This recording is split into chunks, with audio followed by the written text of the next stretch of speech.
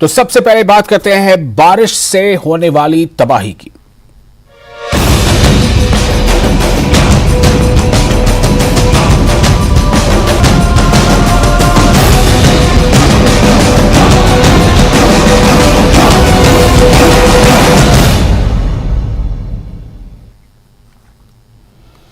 तो खबरों की शुरुआत पे यही बड़ी खबर है। हमीरपुर से बड़ी खबर, सुजानपुर के खैरी में फटा बादल। खैरी में बादल फटने की घटना आई सामने। एसडीएम राकेश शर्मा मौके पर पहुंचे। पुलिस और अग्निशमन विभाग की टीमें पहुंची। टीमों ने लोगों को बचाव कार्य शुरू कर दिया लोगों के बीच, और बचाव कार्य अब भी जारी है। जो खबरें आ रही हैं उसके मुताबिक आपको बता दें कि ये खबर हमीरपुर से है। हमीरपुर से बड़ी खबर यह है कि सुजानपुर के खैरी में बादल फटने की घटना हुई है, और खैरी में बादल फटने की यह घटना जो सामने आई है, इसमें एसडीएम राकेश शर्मा मौके पर पहुंचे हैं। पुलिस और अग्निशमन विभाग की टीमें भी पहुंची हैं, और टीम में शामिल तमाम लोग वहां पर जो लोग इस बादल फटने से इससे प्रभावित हुए हैं उन्हें बचाने की कोशिश में लगे हैं। यानी राहत बचाव कार्य वहां पर शुरू कर दिया गया है। तो जिस तरह से वहां हालात जो है तेजी से बदल रहे हैं, लगातार बारिश का सिलसिला जारी है, और बारिश से आने वाली तबाही जो है वो भी देखने को मिल रही है। हमीरपुर से ये खबर आपको दे रहे हैं। हमीरपुर से बड़ी खबर है, सुजानपुर के खैरी में बादल फटने की घटना सामने आई है। खैरी में बादल फटने की घटना सामने आई है। एसडीएम राकेश शर्मा मौके पर पहुंचे हैं। पुलिस और अग्निशमन विभाग की टीमें भी पहुंच चुकी हैं, और लगातार वहां लोगों को रेस्क्यू करने की कोशिश की जा रही है। जसबीर हमारे साथ फोन लाइन पर जुड़ चुके हैं। जसबीर, इस वक्त की क्या स्थिति है?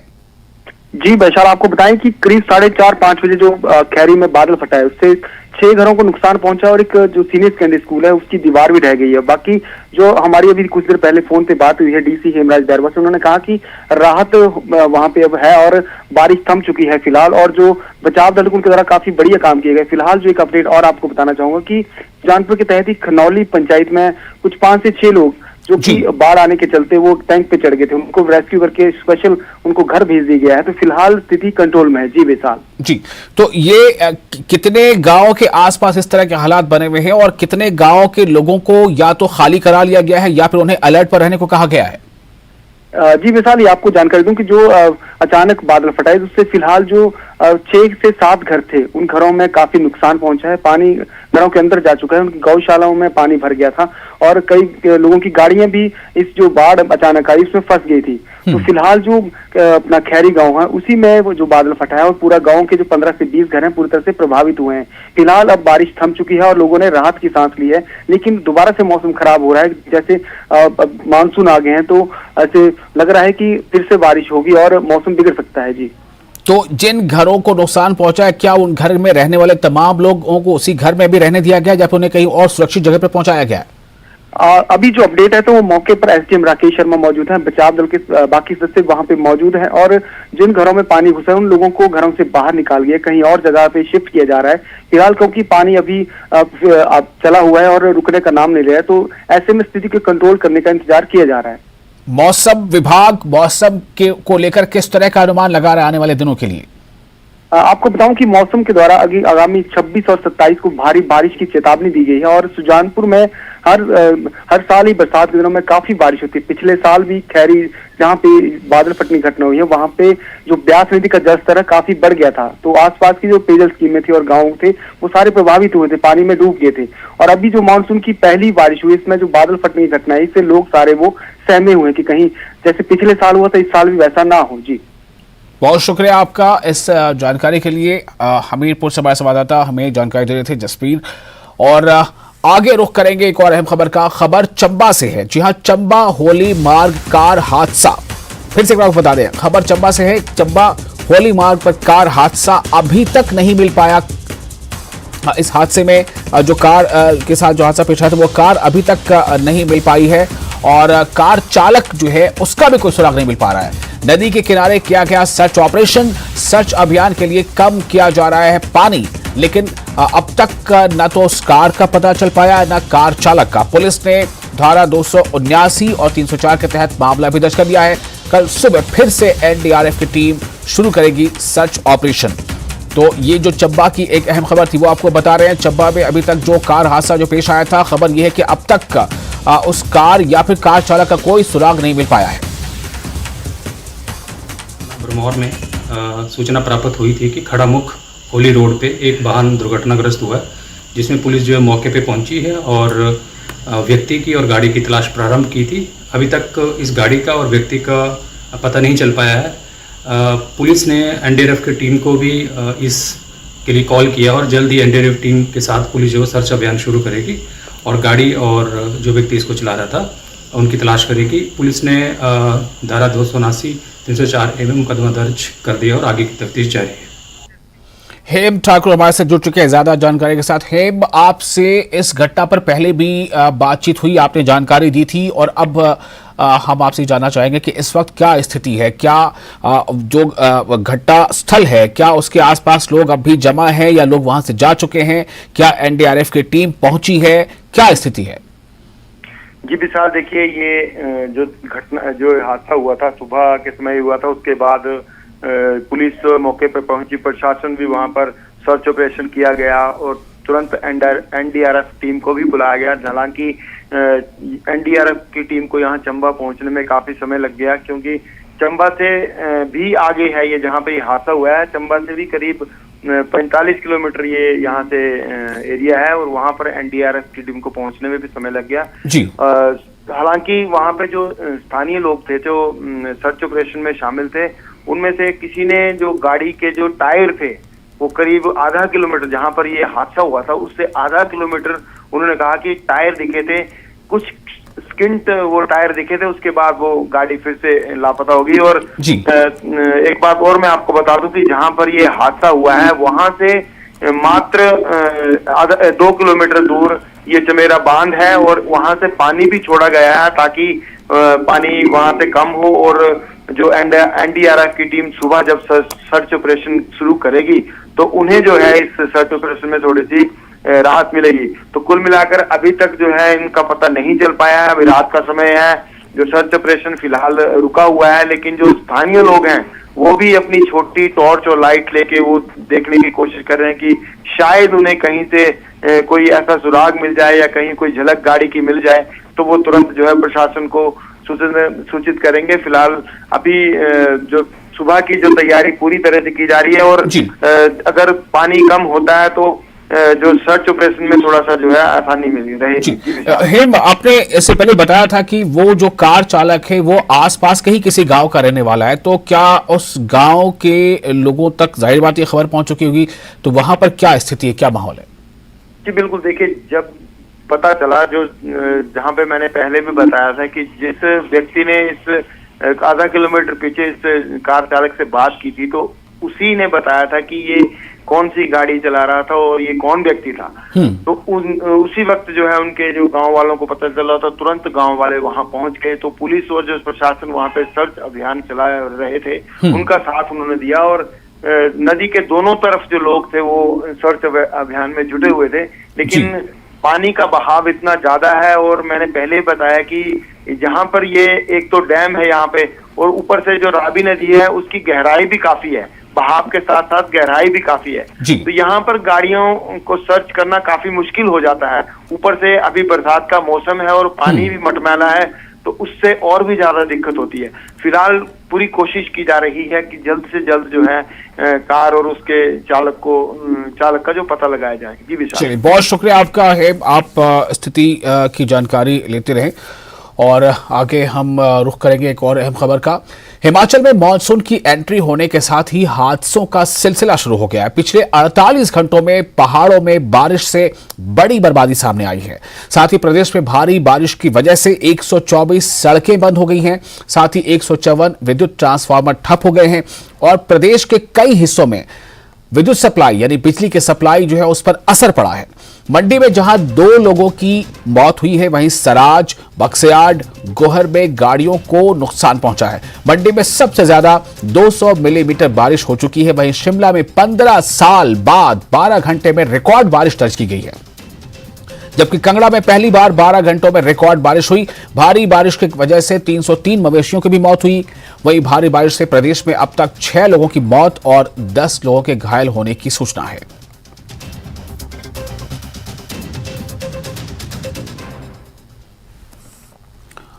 और आगे बढ़ते हैं, हिमाचल के कई इलाकों में रात से बारिश का दौर जारी है, जिससे तापमान में काफी गिरावट दर्ज की गई है और लोगों को गैर जरूरी यात्रा न करने की सलाह भी दी गई है। अब आपको बारिश से हुए नुकसान की तस्वीरें दिखाते हैं। पहली तस्वीर कुल्लू की है, जहां बीती रात भारी बारिश के चलते कई जगहों पर भारी नुकसान हुआ है। ऐसे में जिला मुख्यालय से 5 किलोमीटर दूर मोहल खंड में अचानक बाढ़ आने से खड्ड के किनारे खड़े 1 दर्जन वाहन बाढ़ में बहने से क्षतिग्रस्त हो गए हैं। वहीं दूसरी तरफ बात करते हैं सिरमौर की, जहां भारी बारिश की वजह से कई स्थानों पर जनजीवन अस्त व्यस्त हो गया है। जिले के मैदानी पावटा साहिब क्षेत्र में कई स्थानों पर जल भराव की समस्या पैदा हो गई है, जिससे लोगों को काफी परेशानियों का सामना करना पड़ रहा है।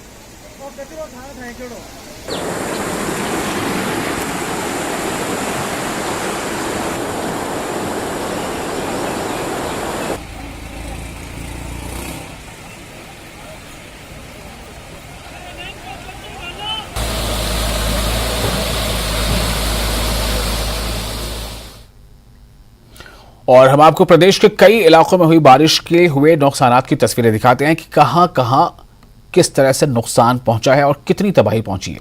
आप ये देखिए, इस पे कुल 4 तस्वीरें आपको हम दिखा रहे हैं। मॉनसून की दस्तक और किस तरह से दहशत ने एक तरह का दहशत मचा दी है। बाढ़ से पहली तस्वीर देखिए, मानसून की दस्तक पे पहली तस्वीर क्या है, बाढ़ से नुकसान हुआ है।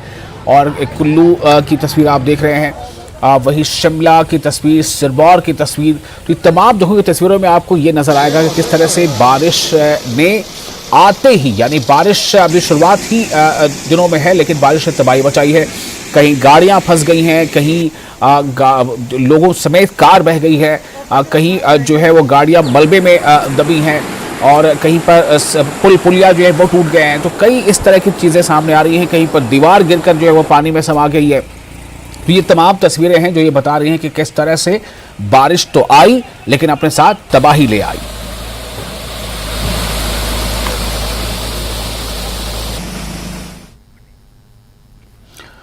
और आगे बढ़ते हैं, मंडी में पूर्व सीएम जयराम ठाकुर ने गृह विधानसभा क्षेत्र सराज के जनजहली के गांव तुंगाधार में बाढ़ आ गई है। इस कारण नाले के साथ खड़े किए गए 4 वाहनों को नुकसान पहुंचा है। इसमें एक ट्रैक्टर, स्कॉर्पियो, पिकअप, टाटा की जस्ट गाड़ी शामिल है।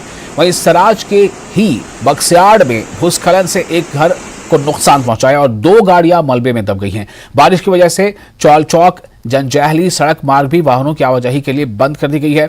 बलघाटी की बात करें तो यहां पर नालियां बंद हो जाने से सारा पानी 4 लेन में आ गया है। प्रशासन ने लोगों से मौसम के बिगड़े मिजाज में घरों से बाहर न निकलने की अपील की है।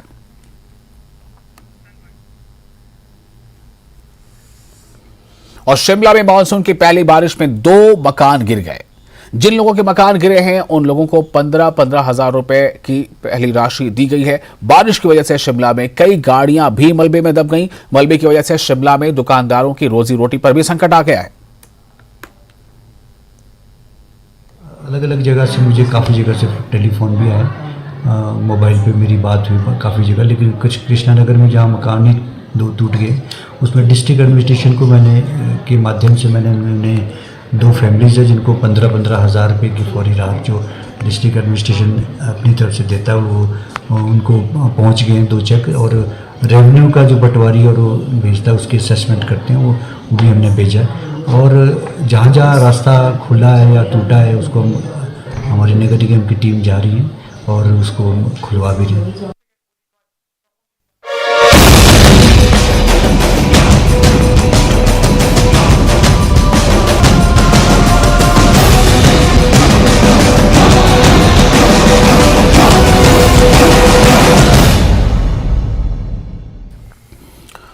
और अब खबरों में आगे बढ़ते हैं। सोलन में आयोजित शोलिनी में मेले का आज आखिरी दिन है, जिसमें दूर दूर से लोग मेले का आनंद लेने पहुंच रहे हैं। आपको बता दें कि राज्य स्तरीय शोलिनी मेले को अब राष्ट्र स्तर का मेला घोषित कर दिया गया है। मीडिया से बातचीत के दौरान additional SP vigilance Shweta Thakur ने बताया कि शोलिनी मेले में इस बार महिलाओं के लिए रस्साकशी प्रतियोगिता का आयोजन किया गया है, जिसमें 6 टीमों ने भाग लिया और विजेता टीम के लिए 11,000 का कैश प्राइज भी रखा गया।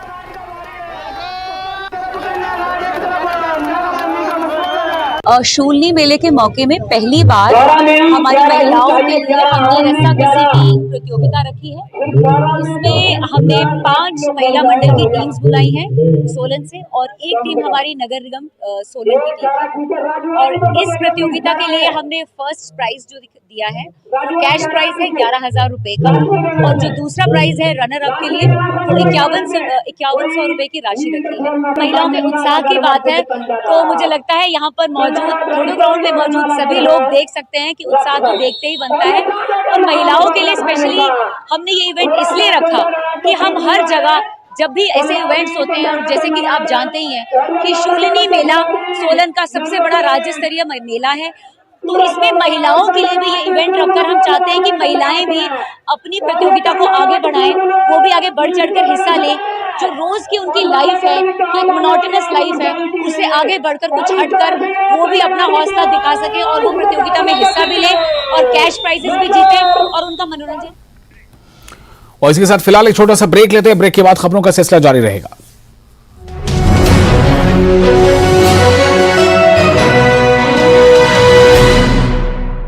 100+ reporters. पानी की स्कीमों को अपग्रेड करने के लिए हर साल हजारों करोड़ रुपए खर्च होते हैं, लेकिन अभी भी श्रीनगर के कई इलाके पीने के पानी की सहूलियत से महरूम। शिमला के सैदी इलाके में पिछले एक हफ्ते से पीने का बहरान चल रहा है। दर्जा हरारत में अचानक के इजाफे से बर्फ के ग्लेशियर पानी से पिघल रहा है और जिस आबी जखार में गैर मामूली बहाव बढ़ने से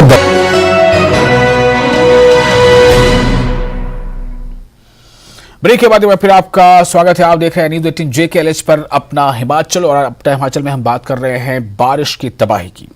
मंडी में लारजी डैम सुबह से ही सिल्ट निकासी का कार्य किया जा रहा है और इस काम के चलते लारजी डैम के सभी गेट खोल दिए गए हैं और पूरे डैम को खाली किया जा रहा है। बता दें कि लारजी डैम का सिल्ट निकासी का काम पहले से ही निर्धारित था और इस संदर्भ में पहले से ही अलर्ट भी जारी किया गया था। यह काम 26 जून के सुबह 6 बजे तक जारी रहेगा। इस दौरान बिजली उत्पादन का काम भी बंद रखा गया है।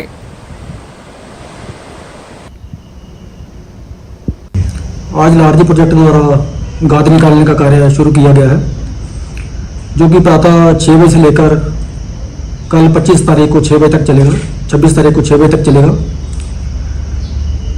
जैसे लारजी में गाद निकालने के लिए अपने गेट खोले हैं, साइमल्टेनियसली 2 बांध के गेट भी हमें खोलने पड़े हैं, जिसके लिए कि सूचना सुबह 5 बजे गाड़ी के द्वारा मंडी जिला तक दी गई है और लगातार ये लोगों को सूचित किया जा रहा है। मेरा सभी से अनुरोध रहेगा, जैसा कि हम पहले भी सूचित कर चुके हैं, कि कृपया रिवर के किनारे ना जाएं ताकि किसी प्रकार की जान माली की नुकसान ना हो। आपकी सुरक्षा हमारी सुरक्षा है, जिसके लिए हम हमेशा तत्पर रहते हैं।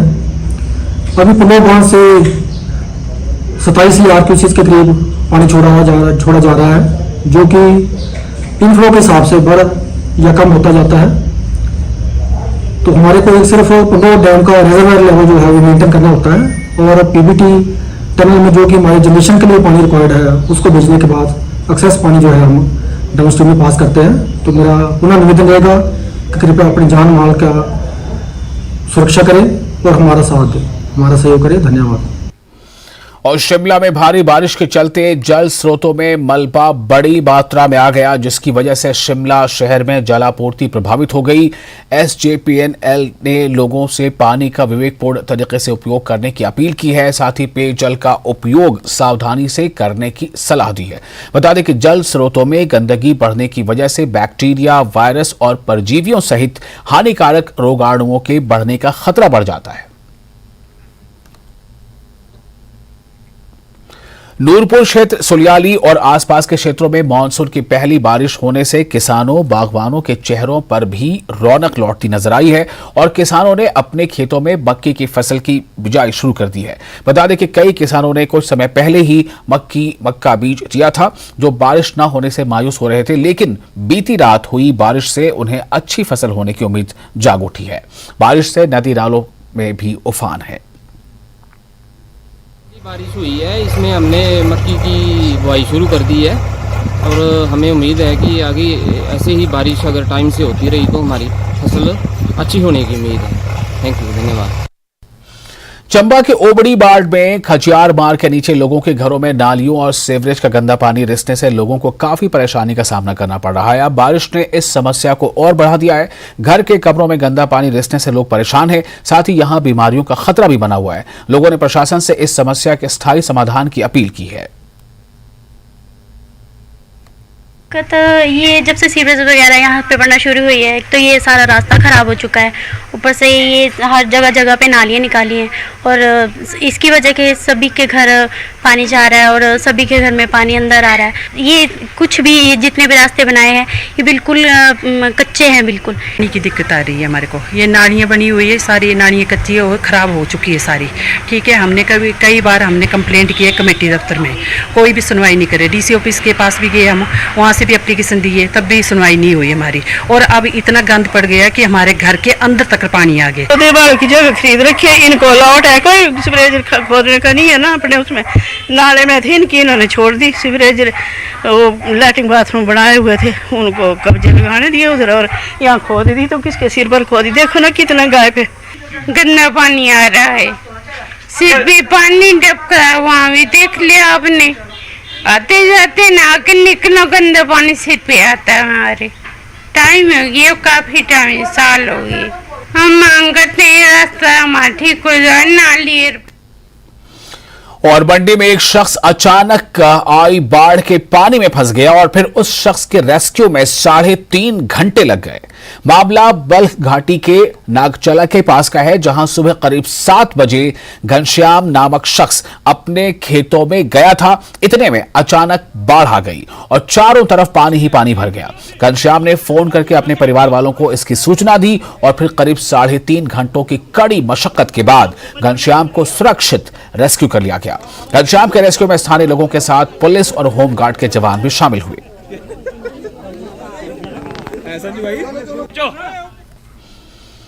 प्रदेश में बढ़ते नशे के प्रति लोगों को जागरूक करने के मकसद से हिमाचल पुलिस ने प्रधाव अभियान शुरू किया है और इसी अभियान के तहत शिमला के रिज मैदान में आज run for drug free and green Himachal marathon का आयोजन किया गया, जिसके विजेताओं को सीएम सुखविंदर सिंह सुक्खू ने पुरस्कार देकर सम्मानित किया। बता दें कि 3 श्रेणियों में यह मैराथन आयोजित की गई। इस दौरान मुख्यमंत्री सुखविंदर सिंह सुक्खू ने कहा कि नशा आज के समय में हिमाचल प्रदेश में एक बड़ी समस्या बनता जा रहा है, जिसे रोकने के लिए पुलिस के साथ साथ आम लोगों को भी भागीदारी सुनिश्चित करनी होगी। इसके अलावा प्रदेश में मंत्रिमंडल विस्तार को लेकर पूछे गए सवाल पर मुख्यमंत्री ने कहा कि 3 मंत्रियों के पद खाली चल रहे हैं, जिसे जल्द ही भर लिया जाएगा। नशे के खिलाफ जब से हमारी सरकार आई है, सख्त से सख्त कार्रवाई की जा रही है। लोगों को पकड़ा जा रहा है, जो नशे के कारोबार में संलिप्त लोग हैं उनको जेल की सलाखों के पीछे भेजा जा रहा है। और हमने इस विधानसभा में भी एक संकल्प पारित किया जिसमें ये कहा है कि हमें कुछ और अधिकार दीजिए या अपने कानून में जो नारकोटिक्स कानून है उसमें कुछ परिवर्तन लाकर जो नशे के सौदागर हैं, जो इसमें काम कर रहे हैं, उनकी जितनी भी संपत्ति है उसको सरकार के साथ अटैच करने की परमिशन दी जाए और उसको डिमोलिश करने की परमिशन भी दी जाए। होना ही है तो निश्चित तौर पर 3 पोस्टें खाली हैं और मंत्रिमंडल विस्तार होगा।